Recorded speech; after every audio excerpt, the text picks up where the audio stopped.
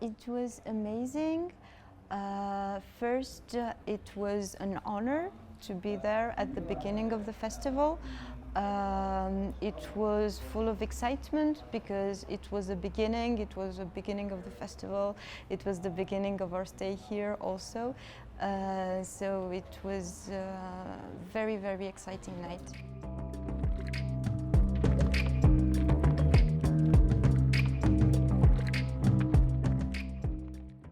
It's my first time in South America, and it's my first time in Colombia.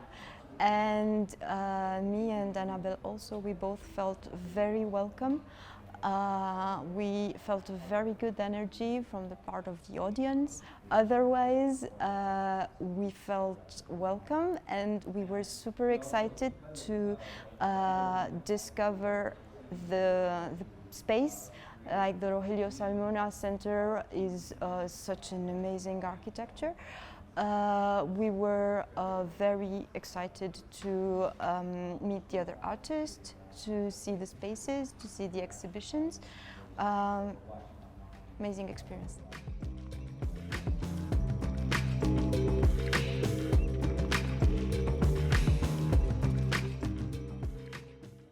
First,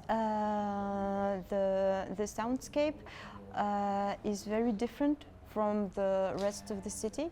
The city is huge, and we were lucky enough to have some time to walk around.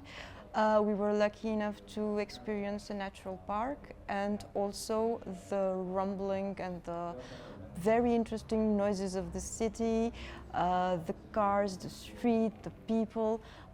It's very lively, and when you enter the festival, you still have that in your memory, and at the same time you enter a new space. You enter the Salmona Center. Everything is more quiet, but the connection to the city is still there. The people are the same, the energy is the same. So these are there are all of these layers that give the richness to the soundscape of the festival. So there's the city, there's the school, there's the students. The students who are sometimes shy, sometimes wanted to talk, sometimes confident. Super interesting to start exchanging with them. Then there's the organizers and all of the energy that you can see in the production team. And then there are the works. So the soundscape is all of these layers together, making the individuality of the Imagen Festival.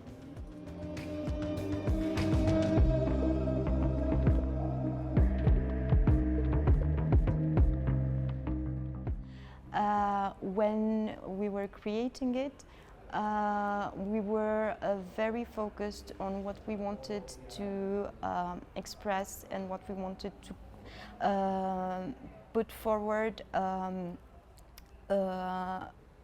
in terms of emotions. At each stage of the scenario, we were thinking, now we should make the audience feel surprised, or maybe here we should make them feel overwhelmed and then give them a release. So we really tried to make like a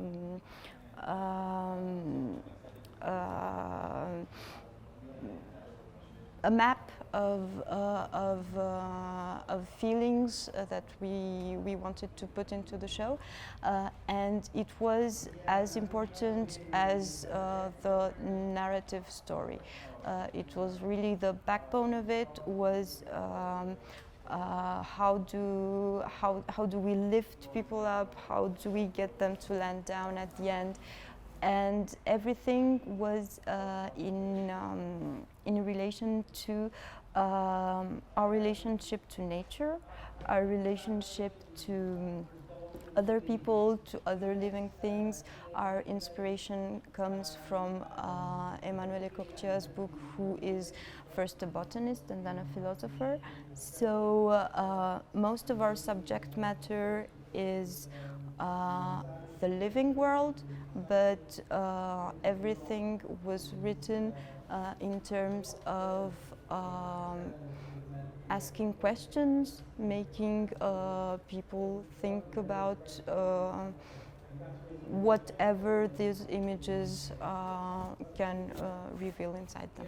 We try to give the audience enough subject matter so that they can dream, they can go on a journey inside of their minds, and we try just to stimulate people to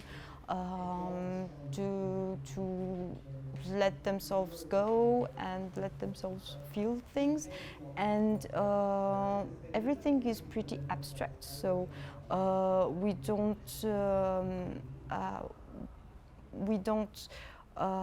have a very precise contour. It's mostly in terms of tension, in terms of energy. This one's a more high energy moment, this one's a low energy moment, this is a release.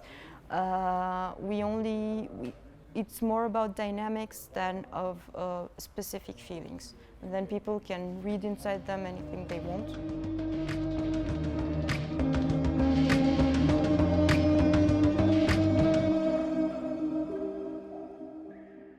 My feeling, my identity is more of an artist than of a woman artist.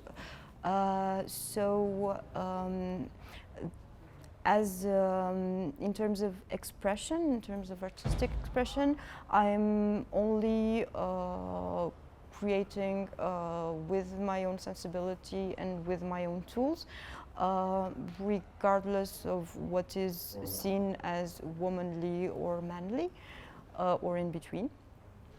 At the same time, I know that the visibility of women is very low in the audiovisual field, so I am trying not to make a mess of things, and also I am trying to encourage every time I'm seeing in the audience people who are interested.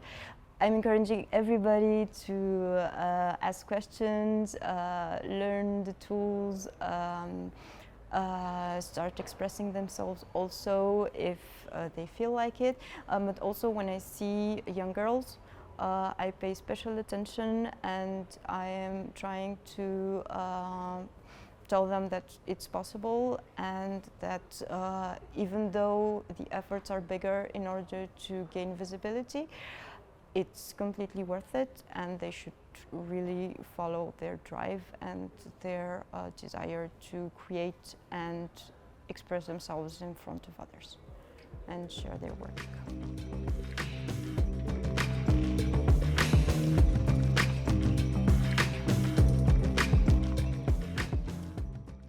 First, it was overwhelming being in this beautiful architecture. I think this was one of the strongest impressions that I have. So the space has its own influence of what's happening inside, and it's a very positive influence.